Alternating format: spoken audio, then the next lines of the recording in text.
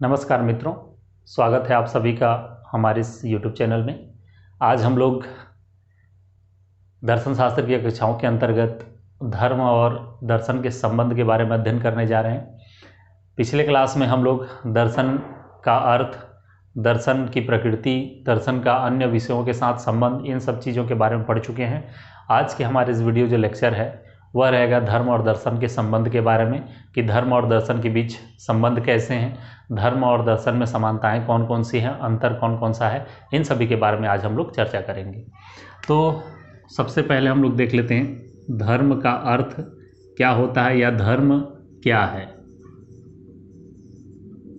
Religion या धर्म क्या होता है। तो यदि अर्थ की बात करें तो ये जो धर्म है वो संस्कृत भाषा के धृ धातु से बना है। धर्म संस्कृत भाषा के धृ धातु से बना है, जिसका अर्थ होता है धारण करने योग्य। धारण करने योग्य। तो क्या धारण करने योग्य? ठीक है, यहाँ क्वेश्चन उठता है कि आखिर क्या धारण करने योग्य।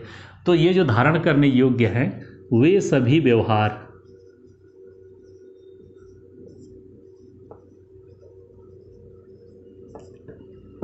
वे सभी व्यवहार या कहें विचार या कहें मूल्य जो धारण करने योग्य है, अनुकरण करने योग्य है, वे सभी क्या कहलाते हैं? धर्म कहलाते हैं, या वह क्या है? धर्म है। ऐसा कह सकते हैं कि ये जो धर्म है संस्कृत भाषा के धृ धातु से बना है, जिसका अर्थ होता है धारण करने योग्य, अर्थात वे सभी व्यवहार, विचार, मूल्य जो अनुकरण करने योग्य या धारण करने योग्य होते हैं, उन्हें हम क्या कहते हैं? धर्म कहते हैं। यदि भारतीय परंपरा या भारतीय दृष्टिकोण से देखें, भारतीय परिप्रेक्ष्य के दृष्टिकोण से देखें, तो ये जो धर्म है वो नैतिकता का विषय है। नैतिकता का विषय का अर्थ ये होता है कि वे सभी व्यवहार या विचार या मूल्य जो नैतिक होते हैं, ठीक है, उन्हें ही हम क्या कहते हैं? धर्म कहते हैं, या जो अनुकरण करने योग्य होते हैं या जो कल्याणकारी होते हैं। वे सभी व्यवहार, विचार, मूल्य, आदर्श, कर्म, कृत्य, ये सभी जो नैतिकता के दृष्टिकोण से या नैतिक होते हैं और नैतिकता के दृष्टिकोण से क्या होते हैं? कल्याणकारी होते हैं, वे सभी क्या कहलाते हैं? धर्म कहलाते हैं। और ये जो धर्म है भारतीय दृष्टिकोण से आध्यात्म का विषय है, या हमें आध्यात्मिकता से जोड़ता है। जैसे अच्छे कर्म क्या है? धर्म है। बुरे कर्म क्या है? अधर्म है। जैसे सत्य बोलना क्या है? धर्म है। ठीक है, सदाचार क्या है? धर्म है। अच्छा आचरण करना, सत्य कहना, किसी के बारे में हित करना या किसी के बारे में अच्छा सोचना, किसी का बुरा ना सोचना, ये सभी क्या है? धर्म है। ठीक है, तो भारतीय परंपरा के दृष्टिकोण से नैतिकता हो या कल्याणकारी की भावना हो या सदाचार हो, सत्य बोलना हो, ये सभी क्या है? धर्म है। तो यदि एग्जाम में आता है तो आप इसी प्रकार से लिख सकते हैं, लिखना चाहें तो, कि धर्म संस्कृत भाषा के धृ से मिलकर बना है, जिसका अर्थ होता है धारण करने योग्य, अर्थात वे सभी व्यवहार, वे सभी कर्तव्य, वे सभी विचार, वे सभी मूल्य जो नैतिकता के दृष्टिकोण से कल्याणकारी होते हैं या जो नैतिक होते हैं, वे सभी क्या कहलाते हैं? धर्म कहलाते हैं। जैसे सत्य बोलना, सदाचार, अच्छे आचरण, अच्छा व्यवहार करना, ठीक है, लोगों का हित सोचना, ये सभी क्या है? धर्म है। तो आशा करता हूँ कि ये धर्म आप लोगों को समझ में आ गया होगा कि धर्म का अर्थ क्या होता है, ठीक है, दर्शन शास्त्र की भाषा में। उसके बाद आगे हम लोग देखते हैं कि धर्म और दर्शन में समानताएं कौन कौन सी है। धर्म और दर्शन की समानताओं की यदि बात करें तो निम्न बिंदुओं के आधार पर हम इसको समझ सकते हैं, आसानी से याद कर सकते हैं।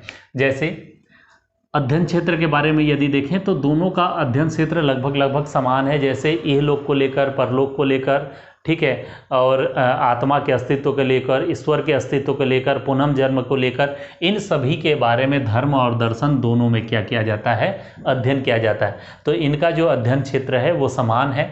उसके बाद अच्छे आचरण पर जोर, यानी कि धर्म और दर्शन दोनों में ही अच्छे व्यवहार, अच्छे आचरण, अच्छे कर्म पर जोर दिया जाता है। जैसे धर्म के बारे में अभी हम लोग थोड़ी देर पहले पढ़े हैं कि धर्म जो है अच्छा आचरण है, अच्छा व्यवहार है, अच्छे मूल्य हैं, इन सब को धारण करना ही धर्म है। तो अच्छे आचरण पर जोर दोनों ही देते हैं, धर्म और दर्शन। यदि इनकी उद्देश्य के बारे में बात करें तो जीवन का जो अंतिम उद्देश्य है या अंतिम लक्ष्य है, इनके आधार पर मतलब मोक्ष को प्राप्त करना है या निर्माण या कैवल्य को ही प्राप्त करना है। यानी कि संसार के मोह माया को छोड़कर इनका कहना है, धर्म और दर्शन दोनों का, कि मोक्ष की प्राप्ति है। यानी कि अंतिम लक्ष्य ये बताते हैं मोक्ष की प्राप्ति है।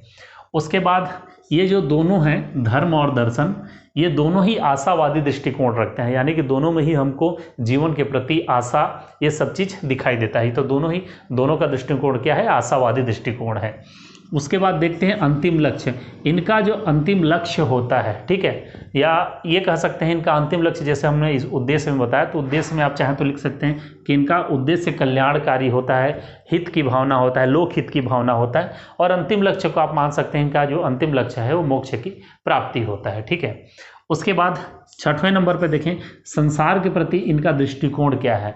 तो धर्म का दृष्टिकोण और यदि दर्शन का दृष्टिकोण देखें तो दोनों के दृष्टिकोण से हमको पता चलता है कि संसार जो है नाश्वर है, क्षणभंगुर है, ठीक है। इहलोक और परलोक की दोनों में बात किया गया है और कहा गया है कि यह लोक जो है क्षणभंगुर है, ठीक है, और नाश्वर है। तो दोनों का दृष्टिकोण संसार के प्रति क्या है? नाश्वर है और क्षणभंगुर है। उसके बाद देखें इंद्रिय नियंत्रण।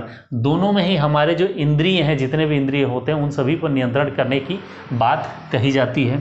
उसके बाद जिज्ञासा की बात करें तो दोनों में जिज्ञासा हमको दिखाई देता है, ईश्वर के प्रति, आत्मा के प्रति, ठीक है, पुनर्जन्म के प्रति, इन सब के प्रति इसमें जिज्ञासा नजर आता है और अध्ययन करने का प्रयास किया जाता है। यदि परलोक के प्रति विचार देखें तो परलोक के प्रति विचार इहलोक के साथ साथ परलोक के बारे में भी जानने का इनके अंतर्गत जिज्ञासा हमको नजर आता है।